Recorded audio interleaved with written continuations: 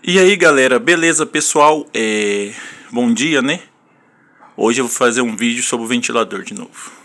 Pessoal, a gente tava com um problema com esse ventilador aqui. Quando tava ligando, ele tava fazendo um barulho, chegava a incomodar. Aí eu fui ver o que era, né? Aí eu descobri que tinha que passar um óleo nele, né?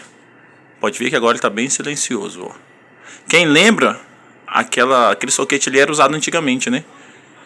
Antes da gente colocar o forro. Aí a gente colocou o forro e colocou duas lâmpadas, né? Mas como vocês podem ver, o ventilador parou o barulho. O que a gente tem que fazer? Pessoal, vou ensinar vocês meio rapidinho aqui. Eu comprei esse óleo aqui quando ele começou a fazer barulho a primeira vez, pessoal. Não é propaganda, tá? Aí o que a gente faz aqui para parar o barulho do ventilador? A gente molha um pano. Pode ser um pano de chão. Você molha ele e passa nesse rolamento aqui por baixo aqui. Aí na parte de cima, naquele copinho ali, você abre ele.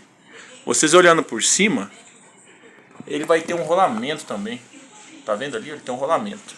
Aí ali você pode despejar um pouquinho desse óleo lá também. Aí vocês passam um pouquinho o pano para tirar o excesso, ó. Aí vocês ligam ele, né? Colocam algum pano em cima da cama, alguma coisa para não estragar. Que pode dar uma pingadinha se você colocar muito óleo. Aí, ó, 100% silencioso, né? Ele parecia que tava com um rato nele.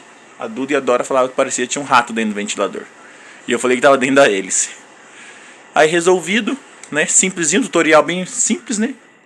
E resolve bastante aquele incômodo na hora de dormir, beleza? E se você gostou desse vídeo, não se esquecendo de se inscrever, deixar seu like e até o próximo vídeo.